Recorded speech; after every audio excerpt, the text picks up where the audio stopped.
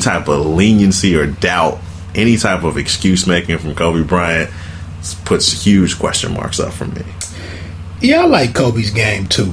At times, I haven't been the biggest fan of Kobe the person, but always appreciated his game, and to a degree more so than MJ, because I feel like Kobe is a better 3-point shooter than MJ, and he came along. I won't say he's a better ball handler per se. I believe he came along at a time where ball handling was at a higher premium than what it was when MJ was in the league, and you didn't have to have the handles that the game commands today. But I think if Mike was playing in a different era, I think his handles would have. And I don't think the lateral movement and quickness is there the way it was there in Michael's era. I think Mike gets a little bit of pass, man, because he came in that transition to where the game was moving away from the big men. The big men being the focal point. Yeah. And, it wasn't necessarily really athletic, explosive big men. It was just big, laboring bigs. And Kobe actually came in the era where where the game was switching over to the little man. But then Kobe was still a bigger player with a lot of handle, get up and down the court. And, now he's catching this new trend, this new development in the game where you have players like LeBron and Durant who are 6'8", 6'10", Carmelo in New York. You had these guys, that are at some heights and at the taller heights, but still have the ball skills of guards. So he's kind of in this Bermuda Triangle, of evolution in the game, trying to turn him into a catch and shoot player, right? And particularly now, with them trying to play him at the 3. That's the chance. I mean, that's what they're doing this year, is the 3. There's some of it, like. I was getting to the point. I know I got a little long with it. I was getting to the point, though.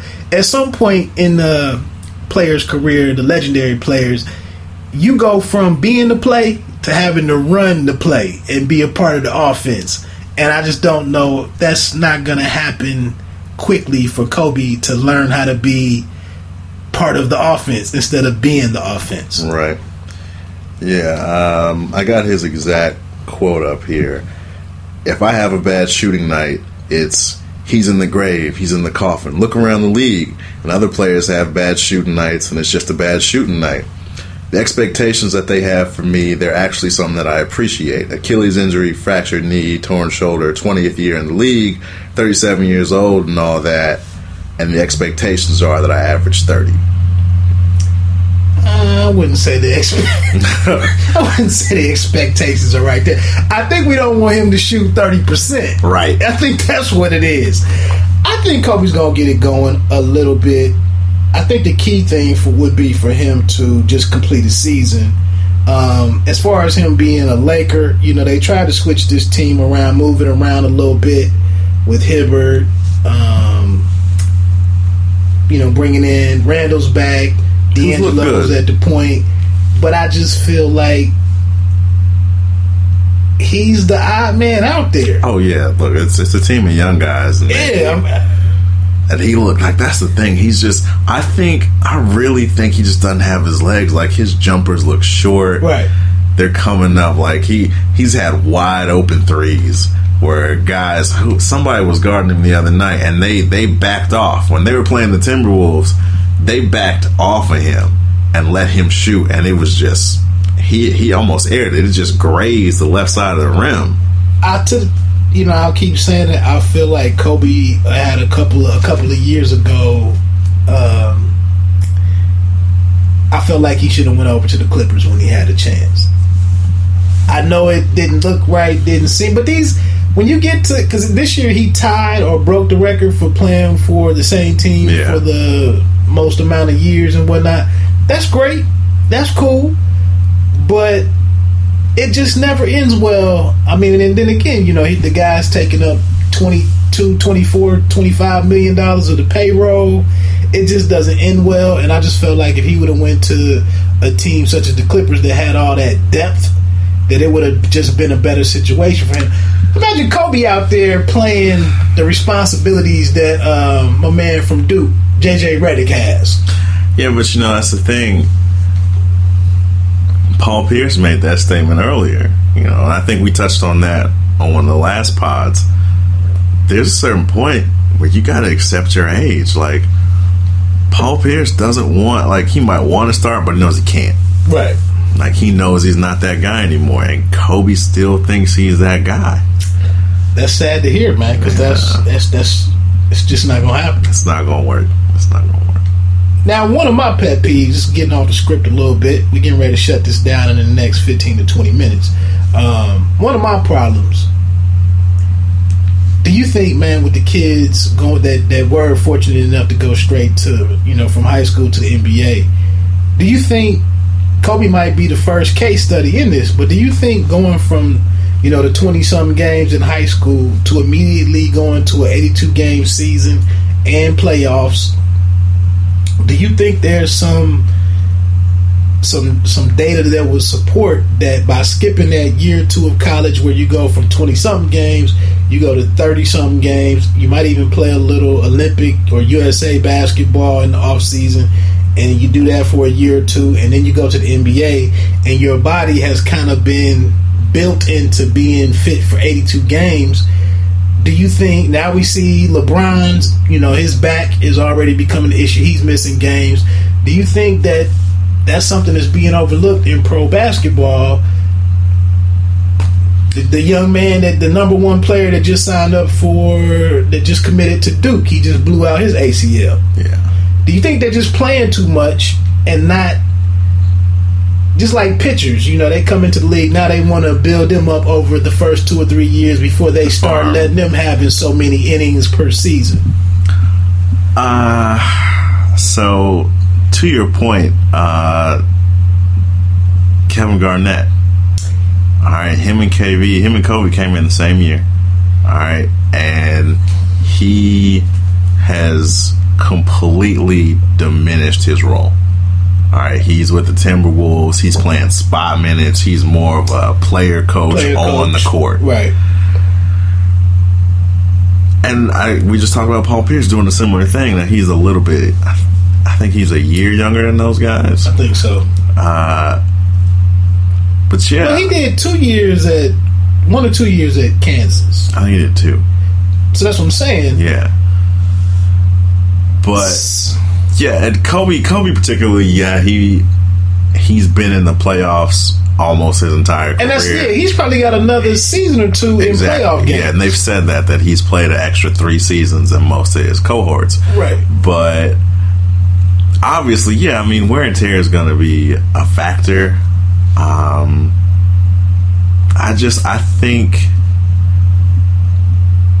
think it's more stress over time.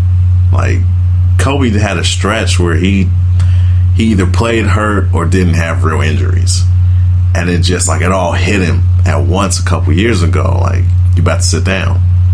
And I think for him, it's more of his abilities have been taken from him. Right. Where KG and Paul Pierce, and look, to Paul Pierce's credit, he's completely changed his diet. He's 20 pounds down from what he was generally playing at. And look, last year for the Wizards, he was a go-to guy for them. He was still Paul Pierce last year. This is why they brought me here, right, making game winners. But KG, I think you could see the decline in him. I think he's a big man, right? Totally different, and was so used to or expected to be able to switch out on guards and guard 1 through 5, and it's been, but still, again, it's acceptable because it was like a steady decline with those guys. Right. Kobe went from dropping 35 a night or going for 35 a night and looking good doing it to everybody being like, man, should he still play? But again, though, Jordan was that big guard where he had 6'2" Dumars guarding him. He had Jeff Hornacek guarding him. He had Craig Elo guarding him. Dan Marley, who might have been 6'6", but Kobe is going out there and could on any given night could get guarded by Durant, LeBron, Melo. The game's a lot more. It's less physical, but it's longer. Right. Like, guys are bigger now. Yeah, they're longer and rangier. That's just a pet peeve of mine, but we don't have to worry about that because these guys are being forced to spend 1 year in the college ranks now. Moving along, let's tie it into who do you enjoy watching play the game right now, man? Man, you know, I briefly read that in our brief little pre-show. That's a really good question. I mean, because you can get caught up in watching the game, and seeing the competition play out. But who do you just sit there and really admire their attack, their approach to the game each night?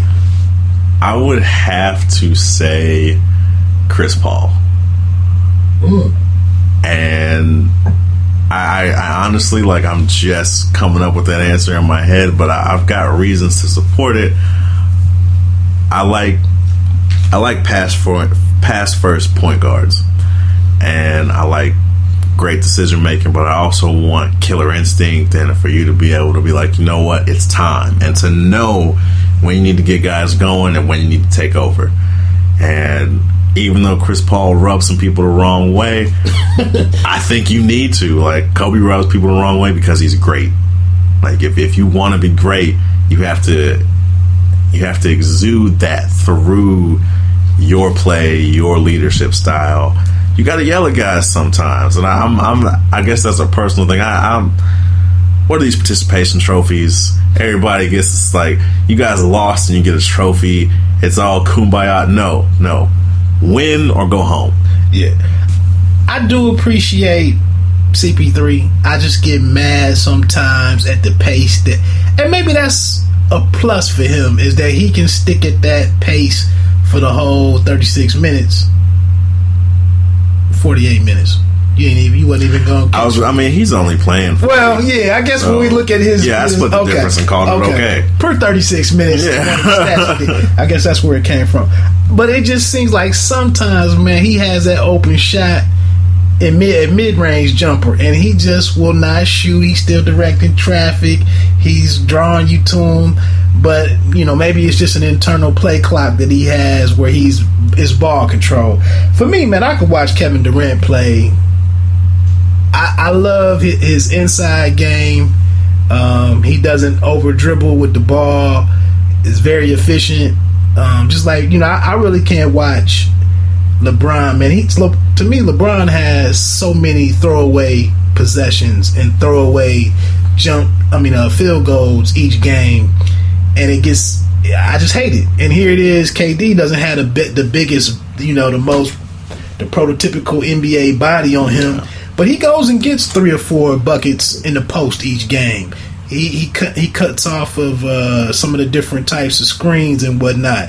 He flashes the intermediate game. He drives. He runs the court. He just mixes it up so well, man, and I really appreciate watching his play. That's my guy, would be KD. Staying there. What can Billy Donovan... What do they call him? Billy the Kid. What can Billy the Kid bring? I've caught a couple of games with OKC. And, you know, I'm listening to some of the different on-air talent on the aforementioned NBA TV. And the criticism is pretty commonly, it's just the Russ and KD show. Every once in a while, they drop it off to Ibaka for a free throw, jump shot. What can Billy Donovan really do here that's going to result in anything different than what Scott Brooks? And I would just say this. I felt like Scott Brooks, he got to the finals, got to a couple, or at least one conference final, and he got out-coached. Sometimes they're not a defensive-minded team. But what can he got out-talented. Like, that OKC team that went to the finals, they brought a knife to a gunfight. All right, like there was no depth on that team. True. And so, but they had Harden coming off the bench, right? Yeah, but I mean, so you got three guys, and one of them, like, at that point, they weren't really closing with all three of them. Like, they